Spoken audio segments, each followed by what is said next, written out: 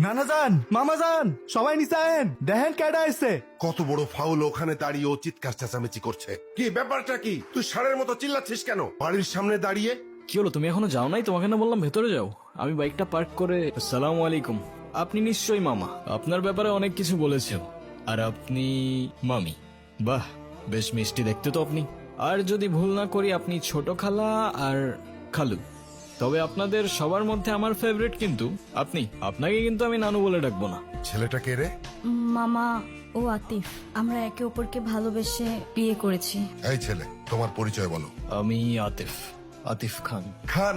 নামের সাথে খান মেশালেই কি খানদান হয়ে যায় নাকি? কি কাজ করো তুমি? করি তো অনেক কিছুই, এখন কোনটা রেখে কোনটা বলবো? অনেক কিছু করো। আচ্ছা ঠিক আছে, তুমি একটা বলো। এই তো আমি অনলাইনে। কি অনলাইনে কাজ করো তুমি? এই অনলাইনে তুমি কি করো? জুয়া খেলো নাকি মলম বিক্রি করো? আরে না না, ছি ছি ছি ছি ছি। আব্বা আব্বা, আমি আমার ভাগ্নিকে ঢাকায় পাঠিয়েছি কেন? লেখাপড়া করাতে, তাই না? ও বড় বড় ডিগ্রি নিয়ে আসবে, সনদ নিয়ে আসবে। ও কি এনেছে? হ্যাঁ এনেছে, একটা কিছু তো এনেছে। ও বাড়িতে একটা বনশিয়াল নিয়ে এসেছে। ছে, তুমি কিছু মনে করো না, আমার ছেলেটা ওর মায়ের মতো একটু বেশি রাগি, তাই মাঝে মধ্যে ওরে আমি হাফ পাগল বলি। দেখলেই বোঝা যায়। নানু ভাই, তোমরাই তো চেয়েছিলে আমি বিয়ে করিনি, তাহলে এখন কেন সরগর পাকাচ্ছ? হ্যাঁ, আমি তোমাদের পছন্দ মতো বিয়ে করিনি, তাই বলে আমার জামাইকে এইভাবে অপমান করবে? এটা কিন্তু একদম ঠিক হচ্ছে না নানু ভাই। বাদ দে তো, এইসব একটু একটু হয়। আয় নাচ জামাই উপরে আয়। চলো। আসসালামু আলাইকুম। ওয়ালাইকুম আসসালাম। ভালোবাসার মানুষ তখনই সুন্দর যখন সে আমার আপন মানুষেরও ভালোবাসার মানুষ হয়।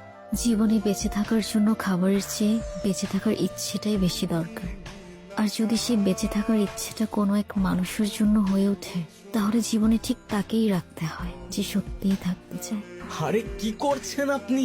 মাথা ঠিক আছে আপনার? পাগল নাকি আপনি? মরতে যাচ্ছিলেন কি জন্য? নাও, একে তো এত বড় একটা বোকামি করতে যাচ্ছিলেন, তার উপরে ড্যাব ড্যাব করে তাকিয়ে আছেন। ভ্যাম্পায়ার নাকি আমি? ডোন্ট ওয়ারি, রক্ত খাবো না আপনার। এক সেকেন্ড, একটু পানি খেয়ে নিই। Thank you. তবে এতটুকু জ্ঞান তো দিতেই পারি যে আপনার কষ্ট যতদিন আপনার ভেতরে চেপে রাখবেন না, সেটা বিষ হয়ে ভেতর থেকে আপনাকেই খেয়ে ফেলবে। এখন বলুন, এই বোকামিটা কেন করতে যাচ্ছিলেন? ডোন্ট ওয়ারি, আমি কাউকে বলবো না। আর বলার মতো তেমন কেউ নেই আমার, না পরিবার না বন্ধু, শুধু আমি, আমার ক্যামেরা আর আমার ওয়াটার বটল। কি ভাবছেন আমাকে বললে আপনার লাভ ছাড়া ক্ষতি নেই? আর এমনও তো হতে পারে যে আপনার প্রবলেম শুনে আমি আপনাকে কোনোভাবে সাহায্য করতে পারি, রাইট? আমি প্রেগনেন্ট, ভালোবেসেছিলাম, বিশ্বাস করেছিলাম, কিন্তু ভাবিনি সে ভালোবাসা এইভাবে শাস্তি হয়ে ফিরে আসবে। আমি তালুকদার পরিবারের মেয়ে। আমাদের পরিবারের সমাজের নিয়ম না মেনে কিছু করে ফেলা মানে সবার কাছে একটা লজ্জা হয়ে যাওয়া। আমার পরিবার যারা বলে মেয়েরা হচ্ছে ঘরের সম্মান, আর তারা যখন জানবে আমি বিয়ের আগেই কিচ্ছু বলবে না, শুধু চেয়ে থাকবে। আর ওদের ওই দৃষ্টিতে আমার বুকটা চিড়ে যাবে। ওরা বলবে না তুই মরে যা, কিন্তু আমি বুঝে যাব আমার মরে যাওয়াই উচিত। ভেবেছিলাম এখান থেকে ঝাঁপ দিলে হয়তো সব ঝামেলা এখানেই থেমে যাবে। না প্রশ্ন, না অপমান, না দোষ, কোনো কিছুরই সম্মুখীন হতে হবে না। ভিতরের চিৎকারটা এখানেই থেমে যাবে। এখান থেকে ঝাঁপ দিলে আপনার চিৎকার থেমে যাবে সে ব্যাপারে তো কোনো সন্দেহ নাই, কিন্তু যার জন্য আপনি এখানে আসলেন সে তো দিব্যি ঘুরে বেড়াবে, রাইট? কোথায় সেই হারামজাদারা? কোথায় আপনার বয়ফ্রেন্ড? কোথায় সে? তাহলে তুমি যাচ্ছ? আমি এই সুযোগটা কোনোভাবে হাতছাড়া করতে চাচ্ছি না। চাই না প্রজেক্ট, এটা আমার ফিউচারের জন্য খুবই দরকার। আর আমাকে দরকার নেই তোমার? তুমি কি একটাবারও ভেবেছো তুমি চলে গেলে এরপর কি হবে? আচ্ছা, তুমি জানো যে আমি তোমার জন্য কি ভাবি না ভাবি, কিন্তু আমি যদি এখন বিয়ে ঠিয়ে করি তাহলে আমার সব গুলিয়ে যাবে। তার মানে আমি সব গুলিয়ে দিচ্ছি? তুমি কেন বুঝতে চাচ্ছ না? আমি যদি 6টা মাস সবকিছু ভালোভাবে হ্যান্ডেল করি তাহলে আমরা একটা স্টেবল লাইফ পাবো। তুমি তোমার লাইফটা গুছাচ্ছ, সেখানে আমি কোথাও নেই। রাফিজ, আরে প্লিজ তুমি তোমার পরিবারকে নিয়ে একটাবার আমার মামার সাথে কথা বলো। তোমার এক্ষুনি বিয়ে করতে হবে না, তুমি যা করে চায়না থেকে এসেই করো। আমার মামা, নানু ভাই সবাই রীতিমতো পাগল হয়ে যাচ্ছে বিয়ের জন্য। আমাকে শুধু 7 দিন সময় দিয়েছে, আমি আর পারছি না রাফিজ। তুমি কেন বুঝতেছো না? সারাক্ষণ শুধু কান্নাকাটি করবা আর নিজেরটাই ভাববা। একটু আমারটা ভাবতে শিখো। ব্যাটারি যদিও আমি এর বিপক্ষে, কিন্তু আপনি চাইলে তো।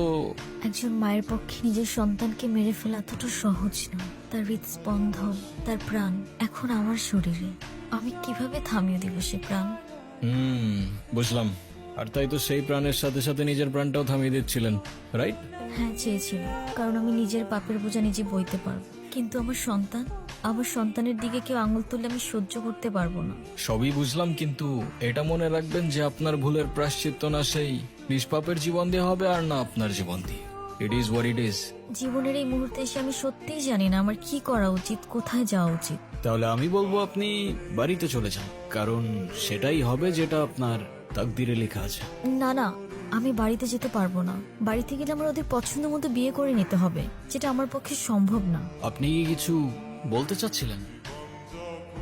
আরে প্রবলেম নাই, বলে ফেলুন না। আপনি আমাকে বিয়ে করতে পারবেন? হোয়াট? সত্যি না, মিথ্যে। আরে বুঝাই বলেন না, আমি কিছু বুঝতে পারতেছি না, মাথায় ঢুকতেছে না কিছু আমার। ধরুন আমি আপনাকে স্বামী সাজিয়ে আমাদের বাড়িতে নিয়ে গেলাম, কিছুদিন পর আপনি ওখান থেকে চলে যাবেন। তখন তো আমার সন্তানের পরিচয় নিয়ে কেউ প্রশ্ন তুলতে পারবে না। তারপর রাফিজ যখন আসবে তখন বিয়ে করে নিব। সরি, আমি আসলে বুঝতে পারছি না আমি কি বলছি না বলছি। আপনি কেনই বা আমার জন্য এত কিছু করবেন? সরি। আচ্ছা চলেন, আপনার জন্য মা হবেন না আপনি, একজন মায়ের জন্য এইটুকু তো করাই যায় বলেন। চলেন, আসেন আসেন, আর ভেবে লাভ নেই।